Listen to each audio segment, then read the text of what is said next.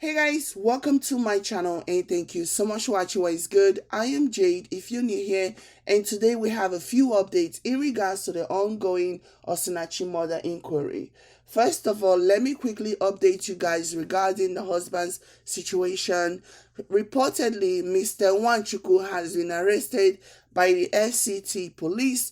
Mr. Peter Nwachukwu was arrested by the men of the Lugbe Police Division yesterday after the brother of the late singer reported a case of suspected homicide to the police. The police command DP, Mr. Joseph Ade, confirmed this news to the media.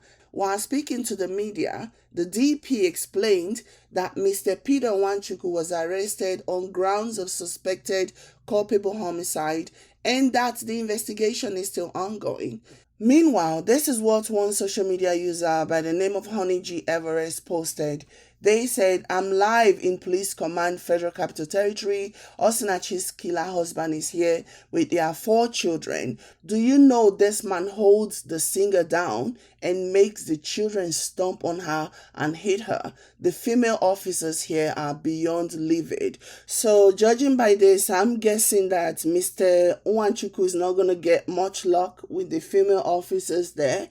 And I'm also sure that these children may have said something to the police officers. Meanwhile, the Minister of Women's Affairs, Dame Pauline Talem, is demanding justice for the late singer. The minister tabled this demand after she paid a condolence visit to the family of the late singer at Ako Estate, Abuja, on Monday, April 11th. According to the statement released later by the Director of Press and Public Relations, the minister was compelled to make demands on behalf of Nigerian women and mothers for 2 things. Thing 1, she's asking for justice for the late singer who was alleged to have died as a result of gender-based violence perpetrated by her husband.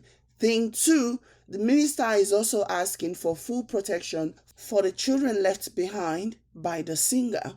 According to reports, the minister was compelled to ask for these 2 things after having a private conversation with the children of Osinachi. The minister requested to speak to the children alone without the cameras or any other adult in the room. It was after that meeting with the children, having listened to what they had to say about the DV situation that they experienced at the home. It was after that conversation that the minister had with the children that she demanded that justice had to be served in this case. Can you imagine being those children and just growing up witnessing all of that toxicity from a father who's supposed to protect you, who's supposed to shield you from danger? Yet here he is exposing you to all this toxicity, all this danger. I can't even begin to imagine how that must have felt like for these children just growing up under such circumstances. Oh my gosh, I am hoping that they are not damaged or scarred for life on account of that. Meanwhile, presently, the children are said to be staying with a family friend who is also a member of the Dunamis Church, where the late singer worshipped and was like a choir director or whatever.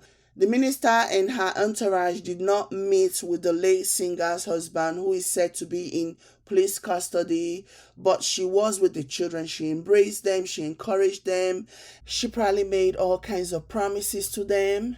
Honestly, my heart goes out to these children because right now they really don't understand what's going on because they are so young. And obviously, because the whole situation is so fresh, they are getting all of this attention. The Minister of Women Affairs traveling from God knows where to come and see them, special treatment here and there.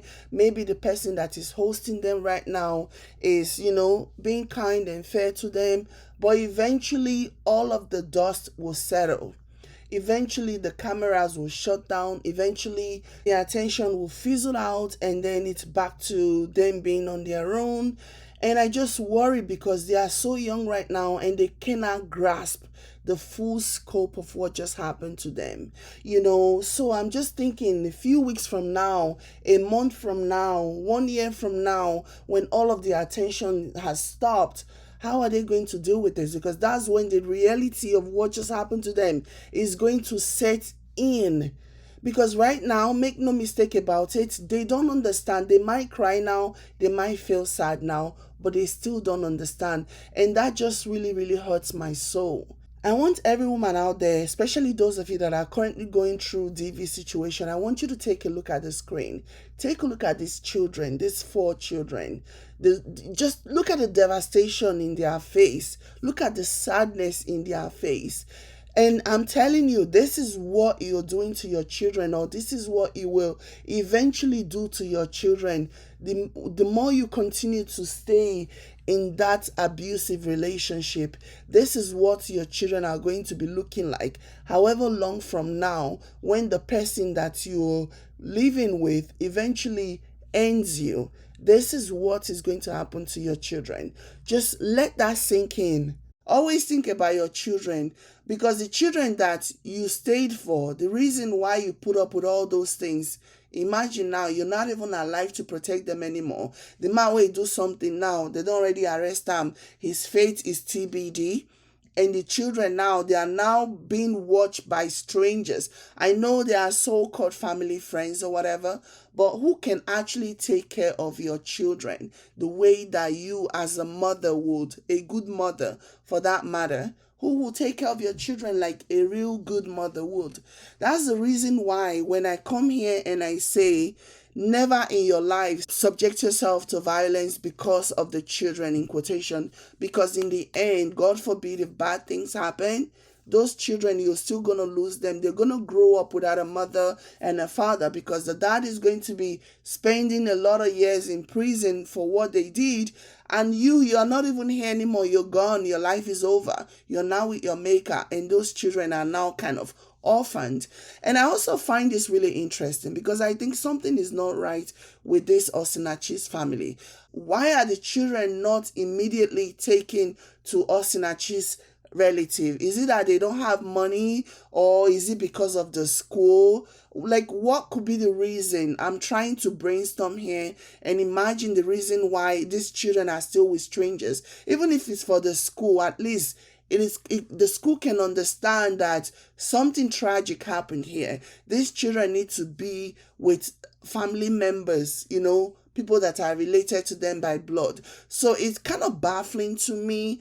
Like I said, even if it's for the school, I'm sure the school would understand and allow these children to spend some time with family members, people who are related to their mother, because their lives had just changed. I don't for the life of me understand why they are still staying with a family friend as opposed to just going to be with their relative, their mother's siblings, their mother's relative. Something is just not right.